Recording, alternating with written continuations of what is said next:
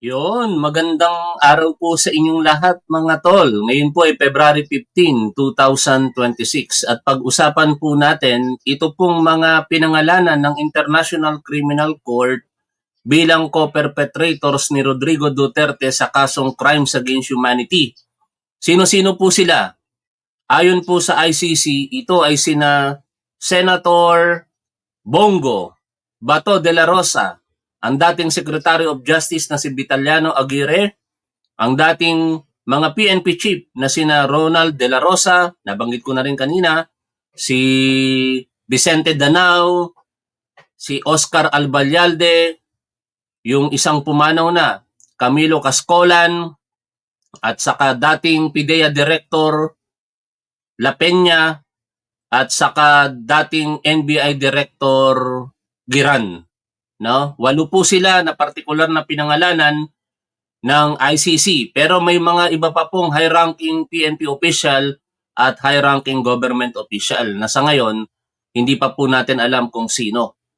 Alam po ninyo, napakahalaga po ng pagpapangalan na ito sa mga sinasabing co-perpetrator sapagkat bagamat hindi man otomatikong lalabasan sila ng warrant of arrest, pero malamang sa malamang napakataas ng porsyento na ang kasunod na po niyan ay ang pag-issue po ng ICC ng warrant of arrest.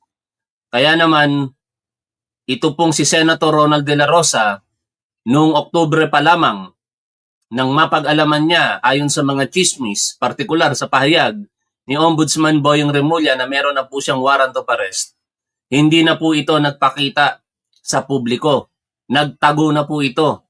Hindi na po nito ginampanan ang kanyang pagiging senador. Wala na po ito lagi sa mga sesyon sa Senado simula noong November 11, 2025 hanggang sa kasalukuyan. Kaya malakas tuloy ang paniniwala ng marami ngayon na totoo talaga na mayroon siyang warrant of arrest. Bakit po? Kasi ito pong inilabas na dokumento ng ICC kung saan yung mga pangalan po nila ay hindi na po redacted. Inilabas po ito ng ICC noong pang September 2025. Ibig sabihin, matagal na po itong dokumento na ito, ilang buwan na po ang nakalipas na nasa publiko bagamat hindi pa po natin kilala kung sino-sino yung mga co-perpetrators kasi noong mga panahon iyon, redacted pa, hindi pa po isinasa publiko ng ICC yung mga pangalan nila. Kaya malakas talaga ang sapantahan na meron na talagang warrant of arrest. Partikular ito pong si Ronald de la Rosa dahil isa na rin po si Professor Richard Haydaria na nagsabing nakita niya na raw po itong warrant of arrest kay Ronald de la Rosa. Pero ang tanong, kailan kaya lalabas talaga ito isa sa publiko? Itong mga warrant of arrest kung sakali mang meron sila. At dahil po dyan, todo tanggi. Partikular itong dalawang personalidad na nakikita po ninyo sa ating screen.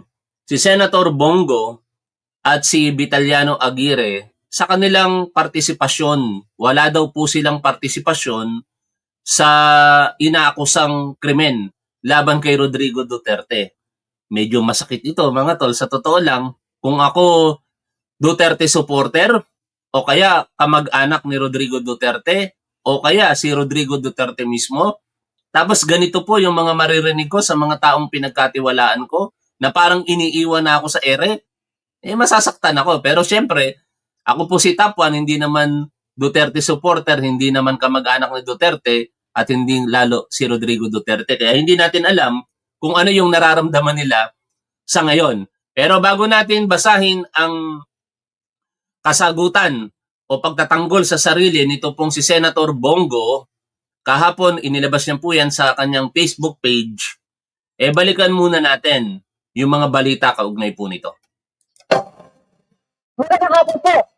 Pinahalaman ng prosekusyon ng International Criminal Court ang 8 kasabwat umano ni dating Pangulong Duterte sa umano'y crimes against humanity sa madugong gera kontra droga. Sila ay mga kilalang kaalyado at naging opisyal ng gobyerno sa ilalim ng Administrasyong Duterte, kabilang sina Senador Bongo at Senador Bato de la Rosa. Nakatutok si Jonathan Anda. Sila ang 8 co-perpetrators o kasabwat umano ni dating Pangulong Rodrigo Duterte sa Crimes Against Humanity na pinangalanan ng prosekusyon sa International Criminal Court. Si si Senador at dating PNP Chief Bato de la Rosa, dating CIDG Deputy Director for Operations at kalaunay naging acting PNP Chief Vicente Danao. Ang namayapa ng dating PNP Chief na si Camilo Cascolan, dating PNP Chief Oscar Albayalde, Senador at dating Special Assistant to the President Bongo, dating NBI Director Dante Giran, dating PIDEA Chief Isidro La Peña, at si dating Justice Secretary Vitaliano Aguirre. Bukod sa kanila, meron pang ibang miyembro ng PNP at mga matataas na opisyal ng gobyerno na hindi pinangalanan sa dokumento. Sinubukan namin silang kunan ng pahayag pero wala pa silang tugon sa ngayon. Kagabi lang isinapubliko ng ICC ang mga pangalan nila sa DCC o Document Containing Charges. Noon na kasing inilabas ng ICC ang dokumento noong Setyembre, redacted o tinanggal ang mga pangalan nila. Pagsapit ng Nobyembre, sinabi ni Ombudsman Jesus Crispin Remulla, may warrant of arrest na laban kay Senator Bato. Simula noon, hindi na pumasok sa Senado si De La Rosa. Sa ngayon, wala pang kumpirmadong warrant of arrest laban sa 8 pangalan. Pero posible rin umano silang maaresto, sabi ng isa sa mga abogado ng mga biktima ng war on drugs. Sa ngayon, wala tayong alam. Pero pwede rin meron na, kaya nga nagtatago. Pero ang iintayin po natin ay signed-issued warrant of arrest. Hindi na raw nagulat ang kampo ng mga biktima sa mga pangalang inilabas ng ICC na kasabwat umano ni Duterte sa crimes against humanity. Ang napansin lang daw nila, Davao Boys ang karamihan sa mga ito. Ibig sabihin talaga, mahigpit ang connection dun sa Davao Death Squad killings na ipinaparatang from 2011 to 2016. Tapos, inimplement nila nationwide from 2016 to 2019. Ito ay mga pulis, Davao, na ibinato sa iba't ibang unit. Pinilit siguraduhin or in-ensure na may impunity. Na hindi lang yung tagagawa ng krimen, ang Davao Boys, kundi yung dapat mag-iimbestiga ng krimen, yung Davao Boy din. Kaya may NBI, meron pong PIDEA, merong Secretary of Justice. Naging Davao City Police Chief sina De La Rosa, Danao at La Peña. Wala naman sa Davao Regional Police Office si Cascolan, habang si Giran, Davao Regional Director ng NBI. Si Go, longtime aide at assistant ni Duterte. Mula pa noong nagsisilbi ito sa Davao City LGU.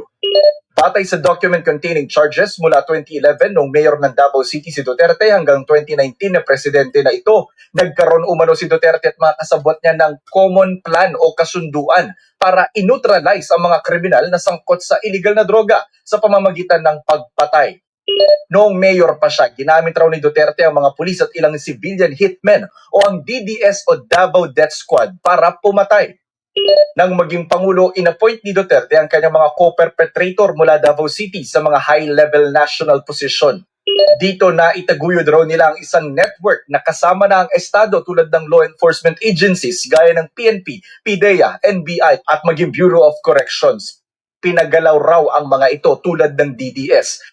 Sa February 23 na magsisimula ang naudlot noon na confirmation of charges ni Duterte sa ICC. Dito tutukuyin kung may sapat bang basihan para litisin na si Duterte. Ilang araw na lamang ang inaantay natin mga tol, February 23, 2026. Pero hindi po isang araw ang confirmation of charges. Ayon po kay Attorney Cristina Conti, 4 na araw po iyan at hahatiin sa 12 oras, hinati sa 4 na araw. Kaya papatak na kada araw simula February 23, 2026 ay 3 oras ang itatagal ng confirmation of charges. Ito ay dahil po sa kalagayang pangkalusugan na rin ni dating Pangulong Rodrigo Duterte. Pero katulad po nung napag-usapan natin kanina at narinig sa balita na posibleng paglalabas ng warrant of arrest, otomatiko ba yan? Hindi po. In fact, meron nga pong post dyan si Fiscal EJ at basahin po natin yung kanyang post relative dito po sa ating mga pinag-uusapan. Ito. Sabi po dito, ICC update, aarestuhin na ba si Senator Bongo at si Senator Bato? O yan po kasi yung malaking katanungan ngayon sa publiko. Pero katulad po nung sinasabi natin, hanggat walang warrant of arrest, hindi po sila pwedeng arestuhin. At saka pwede pong magkaroon ng pagbabago. Tandaan po natin ito mga tol. Kapag ka nagdesisyon po ang Korte Suprema sa petisyon ng kampo ni Rodrigo Duterte at pumanig ito sa kanila, baka hindi na po maaresto ng ating otoridad itong mga co-perpetrator na ito kung papanig ang Korte Suprema sa mga petisyon na yan ng mga Duterte. Basahin ko po Kamakailan, naglabas ang ICC ng mas kumpletong bersyon ng document containing the charges or DCC sa kaso laban kay Rodrigo Duterte. Dito pinangalanan ang ilang opisyal bilang alleged co-perpetrators sa war on drugs. This raises two important legal questions ayon po kay Fiscal EJ. Una, automatic ba na may warrant of arrest na? No, hindi automatic. Basic naman yan mga tol, Hindi po automatic kasi kung papakinggan po natin, ito po ay opinion ko lamang. Kung papakinggan po natin o nabasa po natin ay ang balita sa nakalipas po na mga panahon, bago po maaresto si Rodrigo Duterte noong March 11, 2025, nasabi po sa balita na ang prosecution ay nag-file ng paghingi ng warrant of arrest laban kay Rodrigo Duterte noong February 7, 2025. Kaya ito po ay naaprubahan eventually at na-issue ng ICC. Kaya ibig sabihin, kailangan humingi ng warrant of arrest ang prosecution sa ICC para po dito sa mga co-perpetrators ni Rodrigo Duterte. At ito po yung ipinapaliwanag ngayon dito ni Fiscal EJ. Ang simpleng pagbanggit sa isang tao bilang co-perpetrator ay hindi ibig sabihin na may warrant of arrest na agad laban sa kanya. Sa proseso ng ICC, kailangan muna ng hiwalay na request ng prosecutor at hiwalay na approval ng mga judges bago maglabas ng warrant of arrest. The judges must first find reasonable grounds that the person committed a crime and that arrest is necessary. Being named only indicates alleged or suspected involvement, while an arrest warrant is a separate legal process that still requires independent approval from the judges. Ibig sabihin, ang mga pinangalanan ay hindi pa inaaresto at hindi pa automatic na accused sa kaso. Nakikita ninyo yung difference mga tol sa proseso dito po sa Pilipinas. Kasi kung i-compare po natin dito sa Pilipinas, ang proseso ay una, matuturing kang suspect. Ganito nga yung pagkakasunod-sunod niya Persons of interest, tapos suspect, magiging respondent sa piskalya, tapos pagkakitaan ng probable cause with sufficiency of conviction of evidence to convict a person, ay ipapail po nila yung information sa korte.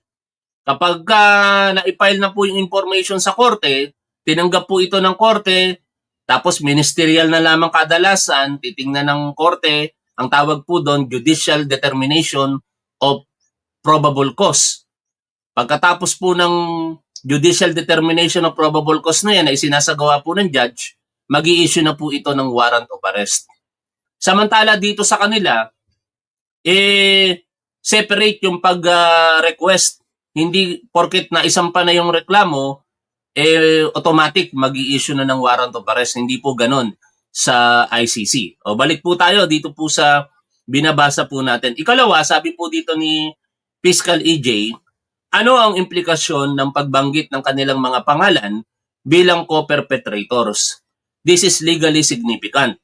First, it strengthens the prosecutor's theory that the killings were not isolated acts by rogue officer, but part of a coordinated common plan. At mahalaga po ito mga tol, itong pinasa ko na ito kasi isa ito sa mga magiging depensa ng mga co-perpetrators na ito. In fact, binanggit na nga po ito ni Aguirre sa interview sa kanya ng Billionaire News Channel na kaya daw po sila dinadawit para daw po magkaroon ng tinatawag na coordinated common plan. O second, it supports the legal doctrine of co-perpetration. Under this theory, liability does not require personally pulling the trigger. A person may be held criminally responsible if they played an essential role in planning, enabling, or implementing the alleged crimes. Sa ating jurisdiction mga tol, ang tawag po dito yung conspiracy, no? Pero syempre iba kasi yung sa ICC. Third, this helps the prosecutor argue that the acts were systematic and organized and allegedly carried out with support, coordination, or tolerance within official structures. Fourth, it puts those named under serious legal scrutiny. Hindi pa sila accused sa ngayon, but it means the prosecutor considers their alleged roles legally relevant. Third, and finally, what happens next? Ito na daw po, ayon kay Fiscal EJ, magkakaroon ng confirmation of charges hearing. At yan po mga tol sa February 23 ulit kung saan magdedesisyon ng mga judges kung may sapat na ebidensya para ituloy ang kaso sa full trial. Bottom line, walang automatic warrant of arrest dahil lang pinangalanan ang isang tao. Pero seryoso ito dahil pinapalakas nito ang legal theory ng prosecutor. Ang mga pinangalanan ay hindi pa accused, pero maaari silang maimbestigahan o masampahan ng kaso in the future. This means, safe pa for now si Bongo at si Bato. And even si Rodrigo Duterte, mga tol, hindi pa po accused. Dapat malinaw po sa atin yan. Sa ngayon, si Rodrigo Duterte po, habang hindi pa po nangyayari yung confirmation of charges, siya po ay itinuturing pa ring suspect sa ICC. Ngayon, puntahan na po natin yung interview dito po kay Vitaliano Aguirre. Nung kaso sa ICC. Ano po yung tugon nyo sa aligasyon nito? Natatawa lang po ako dyan eh. Wala naman akong kinalaman dyan sa warong drugs na yan eh. Naku po, no? Isa sa mga pinagkatiwalaan, Rolando Guerrero.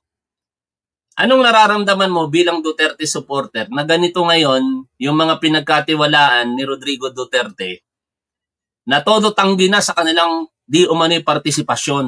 No? Wala man lang nagsasabi na haharapin namin yan at willing kaming samahan si Tatay Digong. Bago natin pala pakinggan yan, basahin ko muna yung statement ni Senator Bongo kahapon.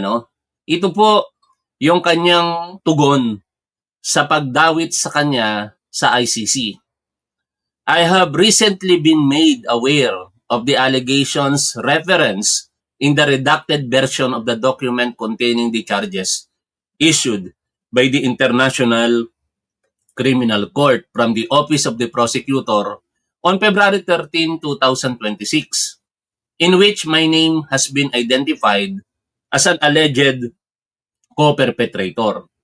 I dispute these allegations, which are entirely unfounded, one-sided, unfair, and bear no relation to the reality of my roles and responsibilities during my service as Special Assistant to the President from June 2016 to October 2018, as well as Executive Assistant to the Mayor of Davao City from 1998 to 2016.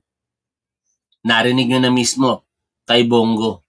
Sinasabi niyang wala siyang kinalaman sa anumang role o responsibilidad tungkol sa mga akusasyon kay Rodrigo Duterte sa pagiging executive assistant niya sa mayor noon at pagiging special assistant sa presidente noon na si Rodrigo Duterte. Ouch! Medyo masakit ito para sa mga tagahanga ni Rodrigo Duterte. Ay, baka hindi naman pala kasi hinahangaan din naman nila si Bongo eh. Sino ba mas matimbang sa inyo mga Duterte supporter? Si Bongo o si Rodrigo Duterte? Let me be clear. At no time did I have any involvement in knowledge of or authority over these allegations. It is also inaccurate to claim that I was chief of the presidential management staff. Then, since at no point in time did that responsibility fall under mine. Alam ng aking mga kababayan na ginawa ko lang ang aking trabaho na naaayon sa batas ng tao at batas ng Diyos upang matulungan ang aking mga kapwa Pilipino, lalo na ang mga mahihirap at walang ibang malalapitan kundi ang gobyerno. Throughout my career, I have upheld the highest standards of integrity, transparency, and dedication to the welfare of our people. I will not allow these baseless accusations to distract me from my responsibilities as a duly elected Senator of the Republic. My focus remains steadfastly on serving the Filipino people, particularly the poor and vulnerable. Patuloy kong gagawin ang aking trabaho at magseserbisyo ako ng tapat at may malasakit dahil naniniwala ako na ang serbisyo sa tao ay serbisyo sa Diyos. O yan po pahayag ni Senator Bongo. Pero inuulit ko mga tol, medyo masakit ito para kay Rodrigo Duterte. Kasi ganito lang kasimple yan Ginawa niya, wala akong kasalanan dyan. Bakit niyo ako idadamay sa ginawa ni Rodrigo Duterte? Parang ganun ang dating niyan sa mga pangkaraniwang Pilipino. I do not know kung ano ang dating niyan sa mga Duterte supporter at ng mga kamag-anak ni Rodrigo Duterte, more so kay Rodrigo Duterte. Ngayon, ito naman yung kanyang pinagkatiwalaan na Secretary of Justice at classmate niya, kaibigan niya, itinatanggi din na wala daw po siyang partisipasyon. Naku po, iwanan na ba sa ere ito? Parang nung panahon na may kapakinabangan si Rodrigo Duterte sa kanila, mahal na mahal nila si Rodrigo Duterte, willing silang ibigay ang buhay nila kay Rodrigo Duterte. Ngayon nangangailangan si Rodrigo Duterte ng kahit kaunting suporta mula sa kanila sa pamamagitan ng marahil ng pagsama sa kulungan, hindi na yata aasahan pa yan ni Rodrigo Duterte dahil wala umiiwas na ang mga ito. Pakinggan po ninyo si Betaliano Aguirre mga tol. As a matter of fact, yung charge sa aking extrajudicial killing, wala pong katotohanan yan. Kailanman ay hindi ako nagtangka na makilahok dyan sa kung meron mang extrajudicial killing na yan. Ako po ay nanungkulan lamang bilang isang abogado at saka DOJ Secretary. Sabi, no? Wala akong kinalaman dyan kung merong extrajudicial killing man na yan. Ako po'y nanungkulan lang bilang DOJ Secretary. Naku po! No? Hugas kamay na. Wala tayong magagawa. Yun po yung... Kasi syempre, mga tol, basic din naman yan. Ito ay buhay muna ang nakasalalay, kalayaan muna. At syempre, yung mararamdaman ng mga mahal mo sa buhay. Kaya nga, si Ronald De La Rosa, di ba? May paiyak-iyak pa ito. May pasabi-sabi pa na willing niyang samahan si Rodrigo Duterte. Pero nung napabalita na may warrant of arrest na siya, nagtago na. At lahat ng mga sinabi niya para sa kanyang tinuturing na tatay na si Rodrigo Duterte, parang nakalimutan niya na. At ako po doon sa mga news report na ako daw po ay iniimbestigahan tungkol doon sa aking paghawak bilang abogado ni Pangulong Duterte nung siya ay mayor pa noong mga 2009, 2010 at saka nung iba daw pong mga members ng Davao Death Squad. Alam po ninyo, yung pagiging abogado, yan po ang profession ko. Hindi ko maaaring tanggihan yan at abogado naman po tayo. At yung pangalawa, sabi daw, ako daw ay kasama rin dyan sapagkat ako ay isang naging Secretary ng Department of Justice noong 2016 hanggang April 2018. Noong po ako ay nanunungkulan bilang DOJ Secretary, hindi ko po alam yung ginagawa kung meron mang mga tukang dyan, kung meron mga foreign drugs, wala po akong kilalaman dyan. Pero alam po ninyo. Grabe, no? Paglilinis na talaga ng kamay ito. Parang nakikita ko dito mga tol yung sitwasyon sa mga magkakaibigan na nakagawa po ng pagkakamali tapos kanya-kanya ng turuan, kanya-kanya ng linis ng kamay. Sana masagot tayo rito ng mga Duterte supporter Ano nararamdaman nyo ngayon, mga Duterte supporter, sa mga sinasabi nitong mga kaibigan ni Rodrigo Duterte? Ang tingin ko dyan, kaya lamang ako sinasali, ay para magkaroon ng credibility yung sinasabi nila na isang national policy or common plan ng Duterte administration, yung pagpatay sa mga drug lords, kahit ito mga civilian lamang. Pero kailanman po hindi naging policy yan at sa mga tuwid, siguro marami ang di nakakaalam na ang inyo po kabang lingkod nung siya ay nanunungkulan pa bilang DOJ Secretary, ako po ang nagdala sa pamilya ni Kian de los Santos, ni Carlo Arnaiz at ni Coloti Guzman. Ako po ang nagdala sa mga relatives niya, sa mga magulang niya sa Malacanang, at doon po ay hinirap ko sa kanila. Hinarap sila ni Pangulong Duterte at yun po, ang naging bunga po nun, hindi po ba, na yung lahat ng mga pulis na naging sanhi ng kanilang pagkamatay, ang balita ko po ay na-convict silang lahat. Pero attorney, sa dami, sa dami po nung pinatay during the Duterte administration, ang sinasabi po na mangilan-ngilan lamang yung napanagot ng mga pulis under your watch as a Justice Secretary. Ano po ang Hindi reaksyon po. nyo doon? Ang Justice Secretary po ay hindi nanungkulan bilang magpapatupad ng criminal law. Ang akin lamang po ay panguluhan o pamunuan ng Department of Justice. Hindi ko po sakop yung trabaho ng pulis. Pero may mga prosecutors po kayo na dapat na nagsasampa ng kaso sa mga pulis na kung sila ay involved dito sa mga pagpatay. Meron pong mga katulad ng binanggit ko, di ba, nagdemanda yung aking mga prosecutors. As a matter of fact, kung matatanda ninyo, yung si Colonel Marcos, na siya naging dahilan daw ng pagkamatay ng mayor ng Albuera Leyte, yung father ni mayor ngayon, ako po ang nagpa-imbestiga nun kasi para bang yung kanyang ang pagkamatay ni mayor noon ay parang babaliwalain lang o parang yung hindi po prosecute. Dinirekta ko po sa record dyan, ang NBI, sabi ko, ako hindi niniwala na dapat ganyan-ganyan lamang. Sabi ko, imbestigahan ninyo, tingnan ninyo kung anong katotohanan dito. As a matter of fact, inimbestigahan niya ng NBI during my watch. And I think the recommendation is to prosecute Colonel Marcos Now, at that time. Attorney Vic, kaakibat ng paglabas ng inyong pangalan bilang co-accused ay yung posibleng paglabas ng warrant of arrest laban sa inyo. Ano po yung plano ninyo at paano nyo po ito haharapin?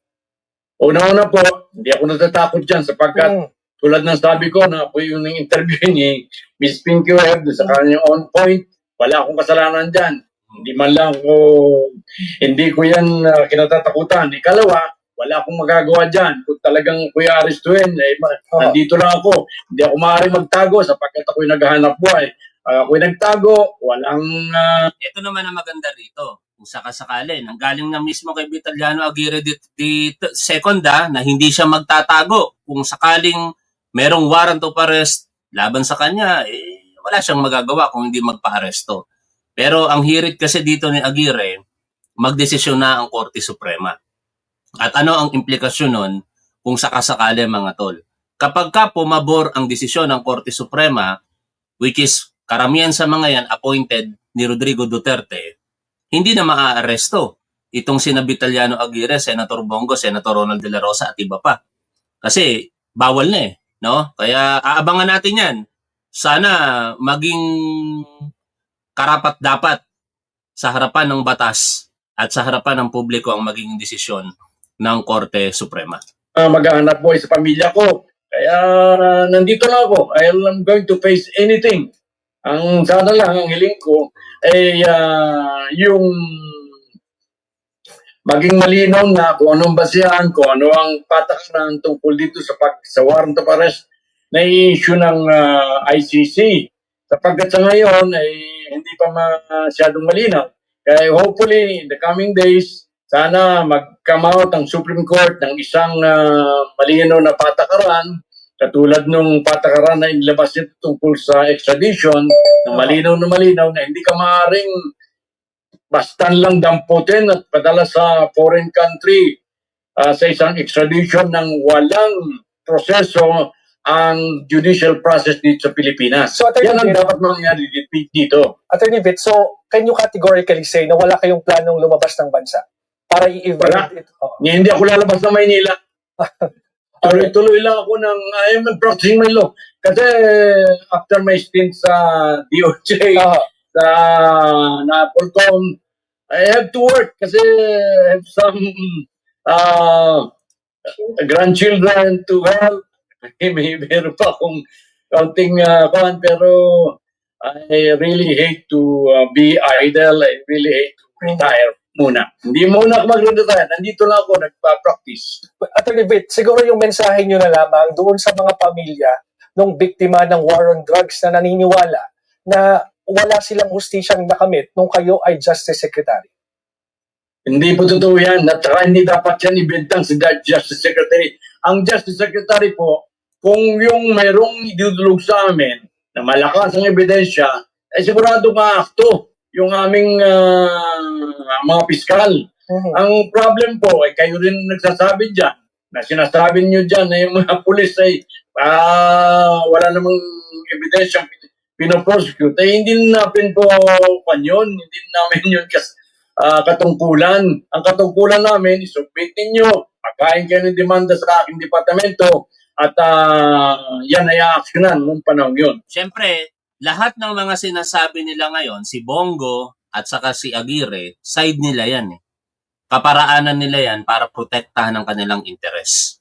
O pakinggan naman natin ngayon kung meron bang pananagutan si Aguirre in particular sa mata naman po ng mga biktima ng extrajudicial killings nung panahon ni Rodrigo Duterte through their attorney, si Attorney Cristina Conti. Pakinggan po natin ang interview na ito sa kanya. Attorney, ano po ang susunod na mangyayari? Anong inaasahan natin ngayong pinangalanan na yung mga co-accused ni FPRRD? Sa kaso ni Duterte, matutuloy ang confirmation of charges hearing sa February 23, kung saan babasahin itong document containing the charges, malamang sa first day ng hearing. At yung inimbito niya, makabanggit ang pangalan niya, malamang doon sa pagbabasa na yun. Pero kung ano ang next for these individuals' names, it's an entirely separate process. The case of Duterte will be separate and distinct from any other future cases that may be opened against any of the 8 named individuals or kung sino pa man. Dahil hiwalay nga. Halos ang common comments ninyo, mga tol, opinion ninyo. Nung kayo yung mga nasa pwesto, ang tatapang ninyo. Weather lang yan, mukhang tama naman kayo eh. Kasi itong mga tao na ito, nung mga nasa pwesto ito, talagang matatapang ang mga ito. Parang untouchables ang mga ito. Kahit anong sabihin nila, kahit anong gawin nila, parang wala silang magiging pananagutan sa batas. Kaya I agree with your observation, mga tol. Ang magiging kaso, hiwalay din ang proseso ng una, pag-apply ng warrant of arrest, at ang susunod yan, yung pag-issue ng warrant of arrest sa particular na taong tutukuyin at eventually pagbubukas ng kaso. The identification of the persons against whom warrants of arrest will be applied against is a matter of prosecutorial discretion or prosecutorial strategy. Yes, Attorney. We just spoke with the former DOJ Secretary Vitaliano Aguirre and he said wala siyang control sa PNP kasi ang mandato niya ay nasa DOJ. Ano po ang masasabi niyo doon? He must appreciate the entire common plan as something that wanted to ensure not only implementation but impunity. Ang punto ng buong plano ay paggawa nila yung patayan tapos hindi mananagot matapos. At yung pagpapanagot pagkatapos, nabanggit na rin niya, ako ba ang may... Ito na, yung sinasabing partisipasyon ng DOJ Secretary, magawa yung plano, tapos walang maging pananagutan. Kasi sa huli, di ba? Kaya nga sinasabi nitong si Secretary of Justice Aguirre before, na sige, mag-file kayo ng kaso. Wala naman nagpa-file. At the same time, kung may mag-file man, nababaliwala. Kasi yun yung pinaka-pinupunto dito ni Attorney Cristina Conti na papatay ng tao, gagawin yung mga plano ayon sa utos ni Rodrigo Duterte pero sigurado na wala pong magiging pananagutan sa batas. Narinig ko bahagi, ako ba ang may responsibilidad na mag-imbestiga? Ako ba ang may responsibilidad na mag-prosecute? Ako would argue that yes, meron siyang responsibilidad doon. at yung hindi pag-iimbestiga precisely ng Department of Justice ang nakapagsigurado na may mga pulis na nakalaya o nakapagpatuloy pa ng pagpatay. So categorically, you don't believe that DOJ Secretary Aguirre ay absuelto po dito sa kasong ito? Oh yes, definitely. If the ICC says he's part of the common plan, then I would have to give it to them that they have evidence that they took him as part of the plan. Take note also that that's not the only reason why he's being charged, that he was DOJ Secretary. No. The document also indicates his ties, his role during Duterte's term as mayor. So it goes deeper than that. It's not only the war on drugs as we know it, but it's also the Davao Death Squad killing.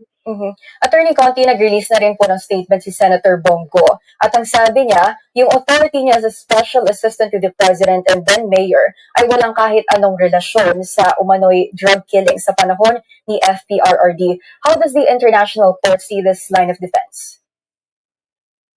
I will have to see kung anong exactly niya sasabihin. Pero at this point, he's saying that he is not responsible or that's not part of his job. Unfortunately, hindi kasi yun yung argument. So this is going to be a matter of fact. And based on evidence, syempre, iba yung hawak malamang ng ICC na informasyon patungkol dun sa relationship nila. Ano ba ang hawak na impormasyon ng ICC? Isa po dyan, yung mga testimonya ni Colonel Royina Garma. Kasi sa testimonya na ibinigay ni Colonel Royina Garma sa Quadcom noong 2024, ay sinabi po nito na malaki po ang naging role nitong si Bongo sa pagpapatupad ng tinatawag nilang Davao Model to national scale. Ito pong Davao Model na ito yung kaparaanan ng war on drugs na inimplementa ni Rodrigo Duterte sa kanilang syudad, kung saan pinapatay ang mga suspected drug personalities. At nung ito po ay i-implement na into national level, kino-course lahat ng mga directives, even yung pagbabahagi daw po ng rewards dito kay Bongo. No? Kaya kung itinatanggi man ni Senator Bongo sa ngayon yung kanyang partisipasyon, karapatan niya naman yan, pero meron pong testigo. At ito pong testigo na ito na nagngangalang Colonel Royina Garma ay meron din pong mga hawak na corroborative evidence para po suportahan yung testimonya niya laban po kay Bongo. Hindi ko na po ipe-play kasi hahanapin ko pa sa video natin pero yan po yung pinakabuod ng testimonya in relation kay Bongo nito pong si Colonel Royina Garma.